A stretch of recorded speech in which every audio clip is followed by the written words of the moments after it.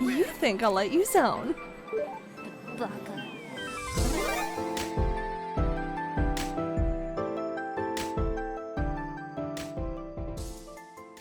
This is some interesting news that the fans of the Resistance franchise didn't want to hear, is that Insomniac Games would have made Resistance 4. This is coming from an interview with newly appointed president of Insomniac Games, Ted Price, who was at the time was the creative director of the first two Resistance games. Ted was interviewed on the Kinda Funny Games podcast about his work at Insomniac Games, both past and future plans.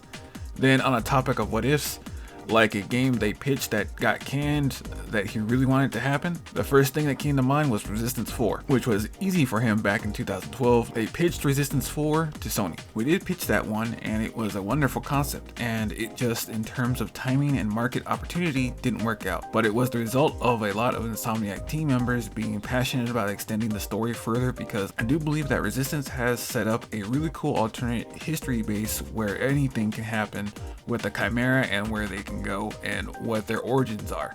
Ted really loves this franchise and is kind of sad that they didn't get to continue the story. But when asked, since he is the president now, will they try and pitch a new game in the series? He doesn't know, as if there is a story in that universe that they really want to tell, they will work on it. So never say never. This comes as a surprise, as that IP was a well-scored first-person shooter that never dipped below the 80s in scores except for the spin-off Vita game Burning Skies. That got a 60. But from a sales perspective, it isn't as good as many publishers would want more than close to 4 million units sold for a first-party title in which Resistance Fall Man made. But for every sequel, even though it got better reviews than the last one, it started to sell less and less, with Resistance 2 just under 3 million, then Resistance 3 bottomed out at under 2 million units sold. So you can see why Sony decided to tell Insomniac to go a different direction with a new project with diminishing returns. From what little I have played from the franchise, mostly the demos and that time I played multiplayer with a friend, they were very fascinating that I may review one day.